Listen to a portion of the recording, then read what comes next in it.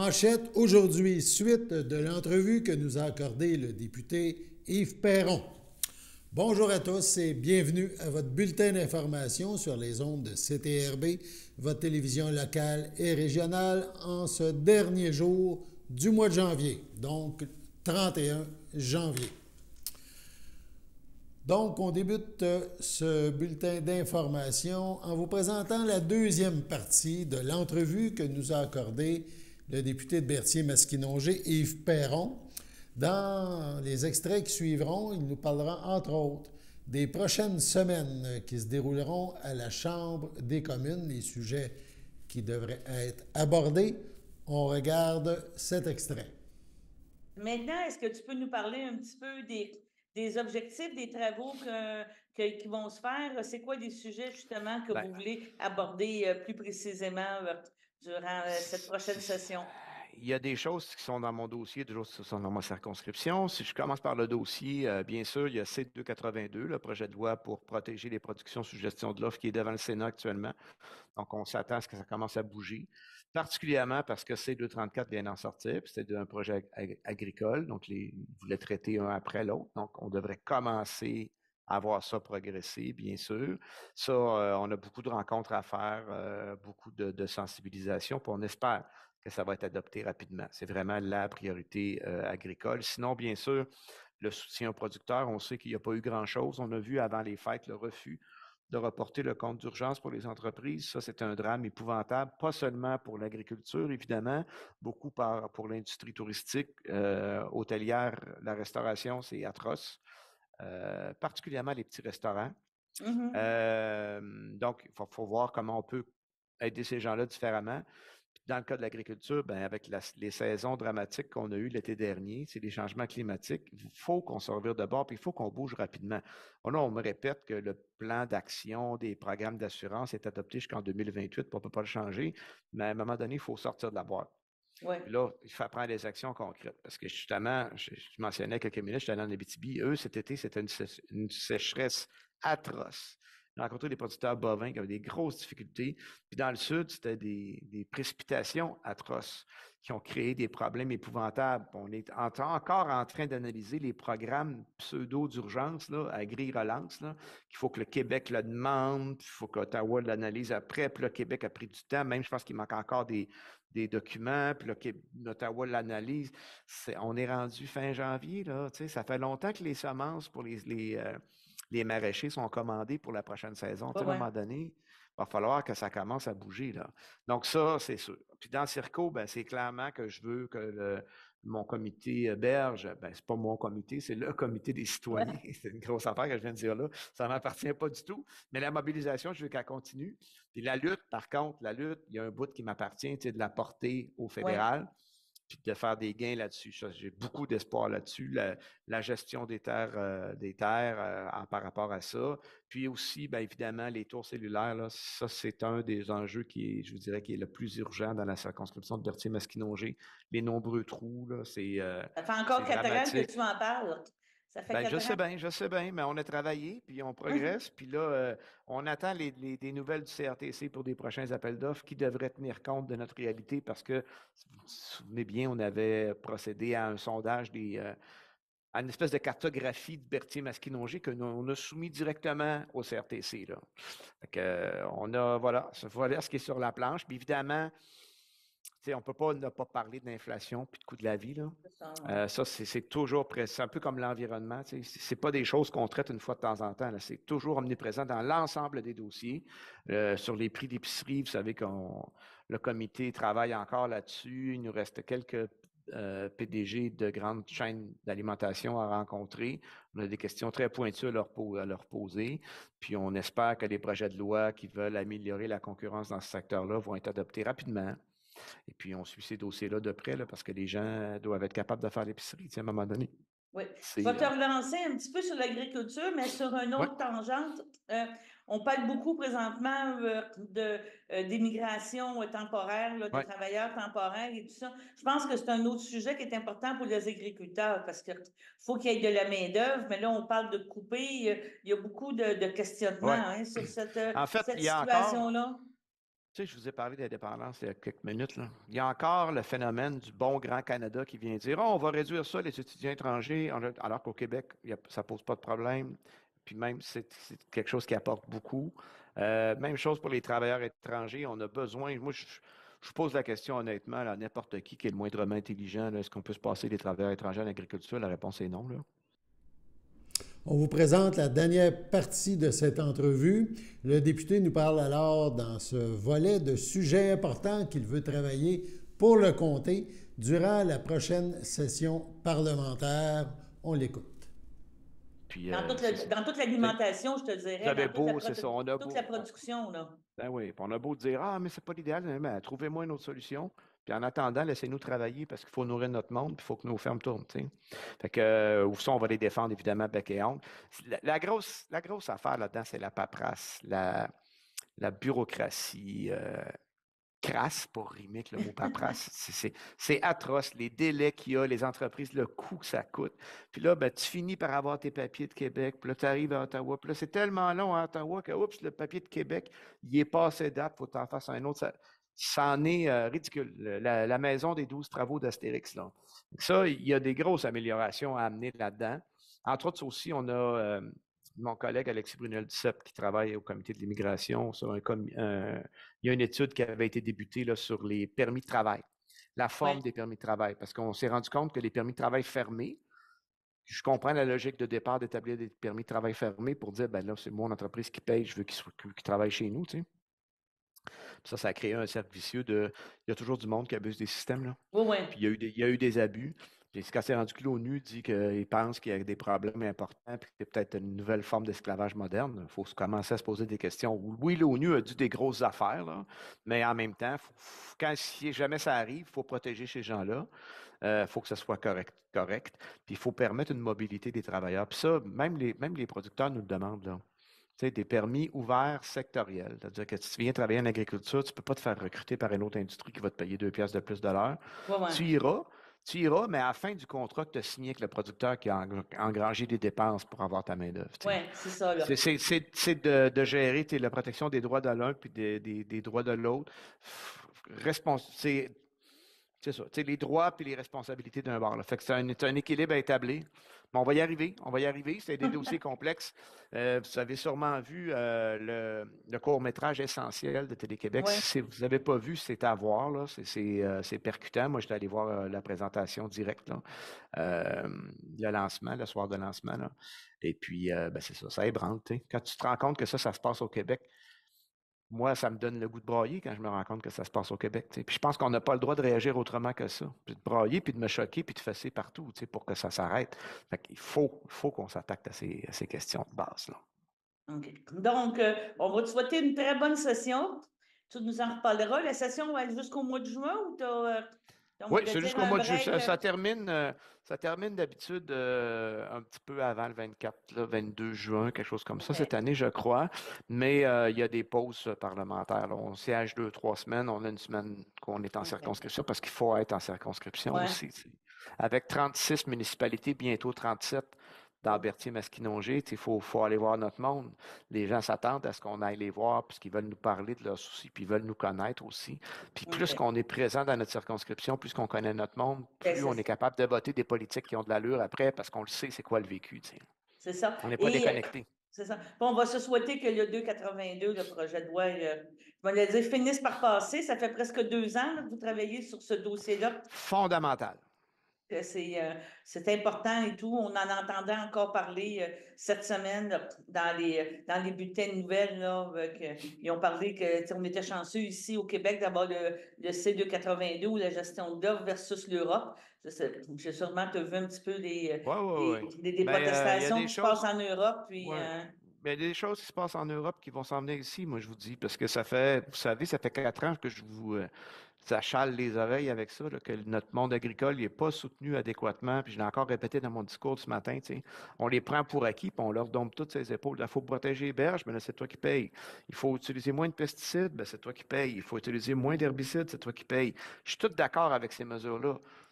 L'aspect où je ne suis pas d'accord, c'est que ce soit juste le producteur qui paye. Ça, c'est pas vrai. Parce que quand on arrête de cultiver des berges, des bandes riveraines, c'est tout le monde qui bénéficie de la qualité de l'eau. Fait que ça, c'est des affaires qui sont collectives. Fait qu'il va falloir qu'on jase sérieusement de ça, qu'on s'assoie là, puis qu'on regarde c'est qui, comment on partage les responsabilités de tout le monde. Bon, ben c'est bien. Bon, ben je te remercie beaucoup, Yves, puis bon merci. début de session. Sur ce, on passe à la pause. Chers téléspectateurs, vous êtes cordialement invités le samedi matin dès 9h30 à notre bingo télédiffusé de nos studios de Berthierville. Depuis plusieurs années, nos adeptes de la télévision régionale se sont divisés un montant de 600 $, disponible chaque semaine lors de notre joute de bingo à CTRP. Un amical animateur et ses joyeux compères, dont un technicien et deux bénévoles, partagent tour à tour cette émission dans le but de vous agrémenter durant 60 minutes. Un moment de plaisir qui pourrait s'avérer payant pour vous. Vous pouvez donc vous procurer les cartes de jeu chez les dépositaires participants et j'ai nommé à Berthierville, le dépanneur Formule 1 et le garage Pétroté sur la rue Gilles Villeneuve, le marché IGA Extra sur la rue Gabrielle Brissette, le marché Métro sur la rue Notre-Dame et la pharmacie Proxime sur la rue Frontenac. À Saint-Ignace-de-Loyola, le dépanneur Esso sur la rue de la Traverse et le marché Aldo sur le rang Saint-Michel. C'est donc un rendez-vous hebdomadaire chaque samedi matin dès 9h30 sur les ondes de CTRP, votre télévision régionale et communautaire, maintenant en haute définition.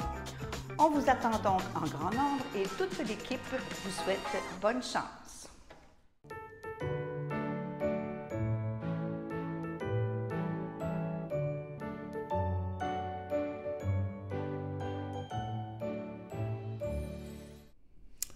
En ce 31 janvier, l'anniversaire à souligner est celui de Denise Boutin. Le FADOC de l'île du Pas lui souhaite bonne fête. C'est votre anniversaire en ce dernier jour du mois de janvier 2024. Eh bien, toute l'équipe de CTRB se joint à moi et vous souhaite un heureux anniversaire. Avez-vous déjà entendu parler du programme Passe-Partout? Son équipe, l'équipe du programme Passe-Partout, nous le présente dans les secondes qui suivent. Le programme Passe-Partout est offert aux enfants de 4 ans et à leurs familles. Ce programme est donc offert aux familles qui ont un enfant de 4 ans au 30 septembre et c'est un programme gratuit. On écoute une courte vidéo nous expliquant le programme. Passe-Partout avec mon enfant est un programme gratuit pour les parents et leurs enfants de 4 ans, offert sur tout le territoire du Centre de services scolaires des Samars. Passe-Partout, un premier contact avec l'école. Ce programme vise un accueil bienveillant des familles et de leurs enfants dans le monde scolaire en offrant une belle variété d'activités. L'accent est mis sur le plaisir de se retrouver à l'école, le lien d'attachement et le sentiment de sécurité des enfants et des parents. Afin de favoriser une transition harmonieuse entre l'univers de la petite enfance et l'entrée à la maternelle, le programme Passe-Partout se divise en 3 volets. Les différents types d'activités ont majoritairement lieu dans les locaux de l'école de votre quartier. Le volet enfant, c'est à travers le jeu que l'enfant apprend et développe des compétences qui lui seront profitables dans ses apprentissages scolaires. En venant à l'école, l'enfant pourra visiter l'école et se familiariser avec son fonctionnement, apprivoiser les routines et la vie en groupe, créer des liens avec des enfants de son âge et rencontrer les adultes de l'école. Le volet parents-enfants.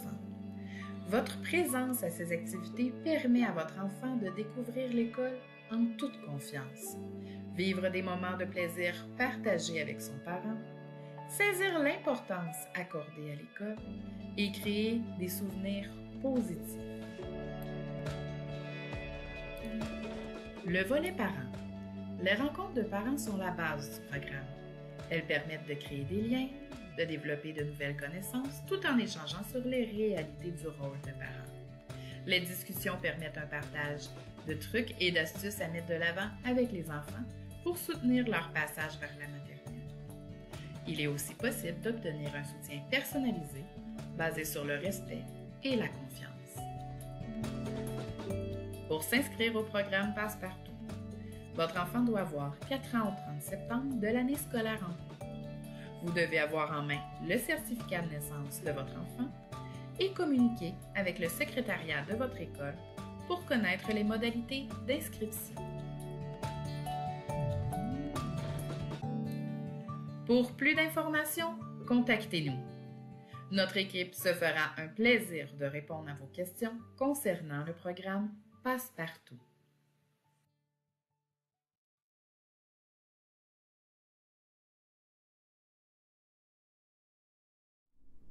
Vous désirez en savoir plus sur ce programme, on va sur le site Internet du Centre scolaire des Samars, la commission scolaire. L'objectif est d'offrir, on le rappelle, aux familles de la MRC de Dautrey un accompagnement personnalisé en vue d'une transition scolaire harmonieuse. Loisirs et Sport Lanaudière est à la recherche de bénévoles pour contribuer au succès de la délégation lanaudoise lors de la 58e finale des Jeux du Québec qui se déroulera à Sherbrooke du 1er au 9 mars prochain. En devenant bénévole missionnaire pour la Nausière, vous serez entouré de jeunes athlètes les plus prometteurs du Québec. Vous vibrerez au rythme d'une compétition multisport de haut niveau, en plus de représenter fièrement votre région. La finale des Jeux du Québec, c'est 3000 jeunes athlètes de 12 à 17 ans provenant de 19 régions, œuvrant ou participant à 19 disciplines. Vous pouvez participer, donc on vous invite à venir participer à cet événement sportif majeur et à être aux premières loges pour voir nos athlètes lanautois briller. Donc, des critères à respecter pour être bénévole, avoir 18 ans et plus, être sociable, dynamique, débrouillard, avoir un fort intérêt pour le sport et la vie de groupe, avoir un intérêt à travailler avec la clientèle 12-17 ans et être disponible idéalement du 28 février au 10 mars prochain. Si vous correspondez et si vous répondez à ces critères, on vous invite à contacter Loisirs et Sport Lanaudière. Le Biophare, on parle de Sorel-Tracy, est honoré de présenter la conférence exceptionnelle Le dernier caribou de Michel Leboeuf le 4 février prochain à 13h30. Cette conférence, animée par le biologiste et auteur lauréat du prix Hubert Reeves, explorera de manière approfondie les moyens de protéger les milieux naturels auxquels sont liés tous les êtres vivants. Le public aura l'opportunité d'entendre l'expert remettre en question les approches conventionnelles et les inciter à réfléchir sur des actions concrètes. Avec sa publication du même nom, Le dernier caribou, Michel Leboeuf partage ses perspectives éclairées sur l'inefficacité des stratégies basées uniquement sur la protection d'espèces rares. Quelques notes sur le conférencier, les biologistes et auteurs.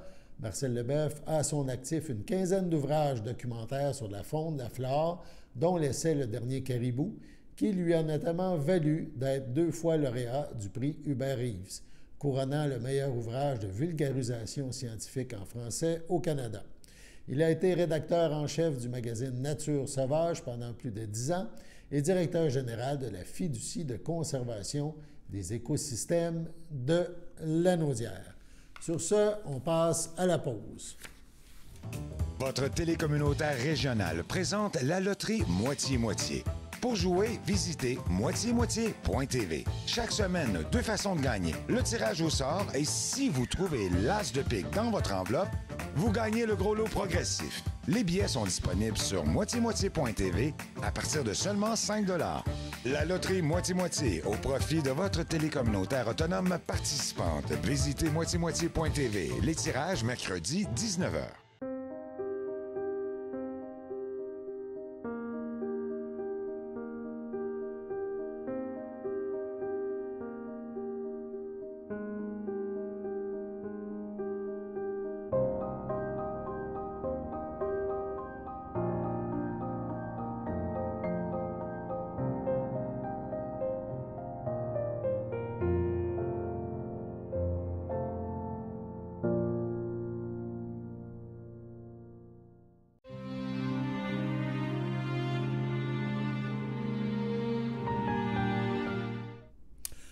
À Joliette, le 27 janvier dernier, à 66 ans, est décédée Mme Joanne Champagne, épouse de Pierre Gagnon, demeurant à Lanoret.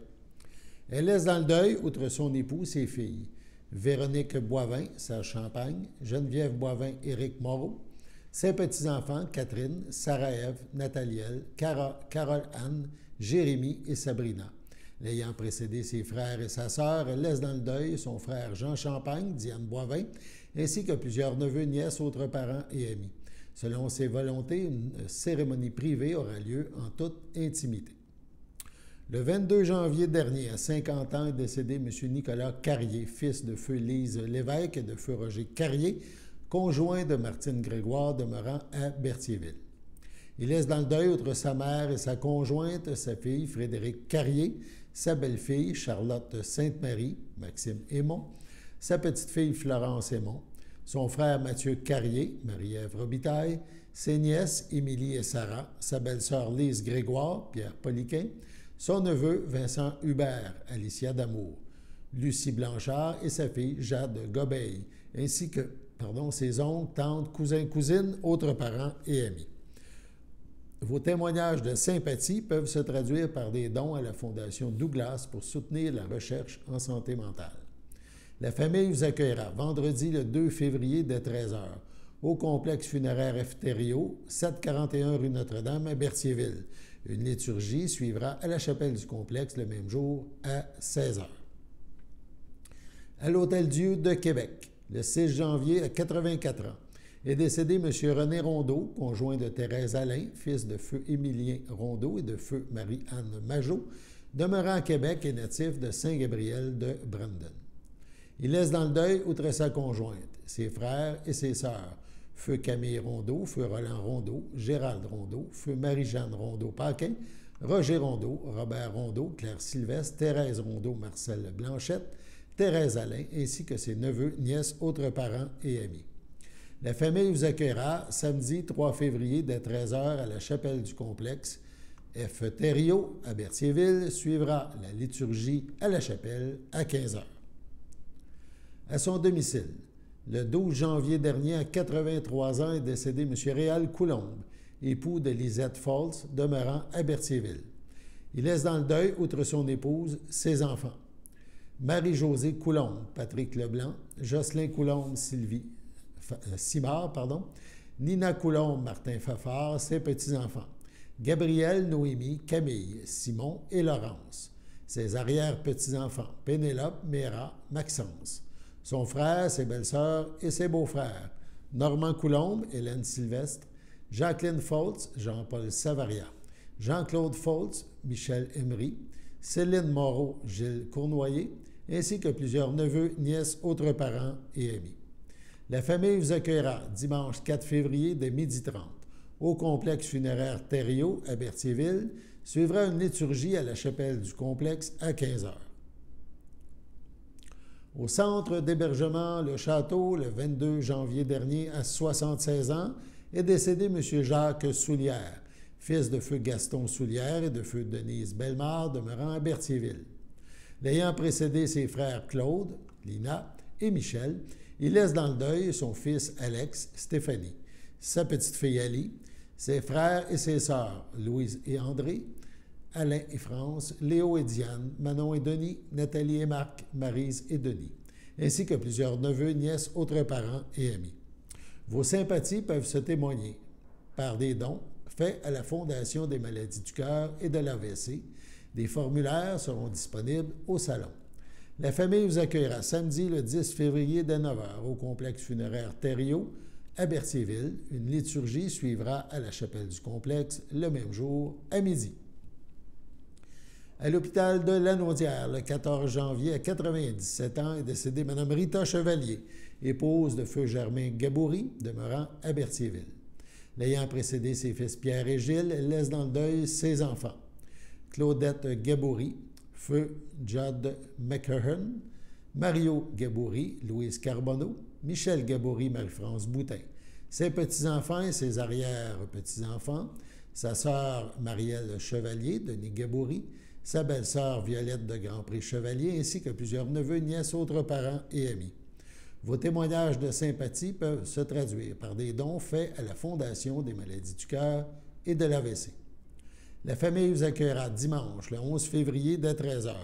Au complexe funéraire Thériault à Berthierville, suivra une liturgie de la parole en la chapelle à 15h30. À Saint-Jean-de-Matha, le 28 janvier, à 83 ans, est décédé M. Gérald Destrampes, époux de feu Marcel Marchand, demeurant à Berthierville. Il laisse dans le deuil ses enfants, Sylvain Destrampes, Sylvie Mackenzie, Diane Destrampes, Denis Champagne, ses petits-enfants, Mathilde Destrampes, Gabriel Champagne, Guillaume Janel-Lavallée, Marjorie Champagne, Frédéric Laferrière. Ses arrière-petits-enfants, Laurent et bébé à venir, son jumeau Gilles Destrampes chez la Coursière. Ses belles-sœurs et beaux-frères, Claire Marchand, Régent Latour, Carmen Marchand, Denis Bissonnette, Louise Marchand, feu Daniel Marchand, ainsi que plusieurs neveux, nièces, autres parents et amis. Veuillez compenser l'envoi de fleurs par des dons faits à la Fondation québécoise du cancer. La famille vous accueillera vendredi le 16 février dès 14h au complexe funéraire Thériault, rue Notre-Dame à Berthierville. Une cérémonie aura lieu le même jour à 17h à la chapelle du complexe. Au centre hospitalier Le Château de Berthierville, le 7 janvier, à l'aube de ses 101 ans, est décédée Mme Florida Godin, épouse de feu Paul-Auguste Chevalier, fille de feu Alexandre Godin, de feu Bernadette Laforêt, demeurant à Saint-Ignace de Loyola. Elle laisse dans le deuil sa fille André Chevalier, Gaston Bergeron, ses petits-enfants Christine Bergeron, Franck Aude, Jean-François Bergeron, Lanne Fou, Marc-André Bergeron, Raquel Corrales, son filleul Marc Guévremont, France Brissette, ainsi que plusieurs neveux, nièces, autres parents et amis. La famille vous accueillera samedi 17 février dès midi au complexe funéraire Thériault à Berthierville. Suivra une liturgie de la parole à la chapelle du complexe à 14h. Madame Florida Godin-Chevalier sera inhumée au cimetière de Saint-Ignace à une date ultérieure. À l'hôpital Maisonneuve-Rosemont, le 17 janvier, à l'âge de 65 ans, est décédée Mme Sylvie Rouleau, fille de feu Viateur Rouleau, de feu Carmel Coutu, demeurant à Berthierville. Elle laisse dans le deuil sa fille Élisabeth, Julien Grandmaison, son fils William Jade Cloutier, ses frères et ses sœurs René, Marie-Claude Leblanc, Denis, Jean, Chantal Tremblay, Diane, Marie, Hélène, Michel Simard, Ginette Pierrette, ses neveux et nièces adorés Pascal, Adèle, Michel, Stéphanie, Mathieu, Alexandra, Mélanie et Sonia, ainsi que plusieurs autres parents et amis. La famille vous accueillera le 17 février, samedi, entre 19 et 22h et dimanche 18, dès 11h, au complexe funéraire Thériault. Sur ce, on passe à la météo.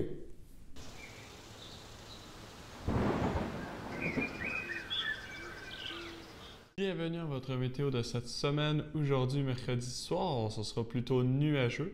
Une température de -2, un temps ressenti de -6. Mercredi nuit, ce sera nuageux avec quelques flocons, une température de -1, un temps ressenti de -6, moins de 1 cm de neige. Jeudi matin, c'est de la faible neige, une température de 1, un temps ressenti de -4, moins de 1 cm de neige. Jeudi après-midi, c'est de la faible neige, une température de 1, un temps ressenti de -3, moins de 1 cm de neige. Jeudi soir, c'est nuageux avec quelques flocons, une température de 0, un temps ressenti de -4, moins de 1 cm de neige. Et voilà, c'était tout pour votre météo.